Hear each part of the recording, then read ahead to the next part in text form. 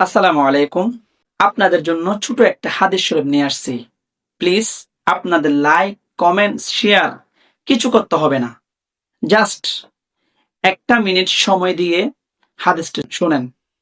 হযরত আবু হুরায়রা রাদিয়াল্লাহু তাআলা আনহু থেকে বর্ণিত, রাসূলুল্লাহ সাল্লাল্লাহু তাআলা আলাইহি ওয়াসাল্লাম বলছেন, যেই ব্যক্তি সকাল ও সন্ধ্যায় মসজিদে যাবে, আল্লাহ তাআলা তার জন্য বেহেশতের মধ্যে মেহমানদারের আয়োজন করবেন।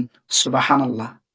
যতবার যাবেন মসজিদে সকাল ও সন্ধ্যায়, ততবার আপনার জন্য বেহেশতের মধ্যে আল্লাহ তাআলা মেহমানদারির আয়োজন করবেন, ব্যবস্থা করবেন। কত সুন্দর, কত চমৎকার একটা হাদিস। আল্লাহ তাআলা আমাদের সবাইকে ৫ ওয়াক্ত নামাজ মসজিদে গিয়ে বা জামাতে আদায় করার তৌফিক দান করুক। আমিন। আসসালামু আলাইকুম।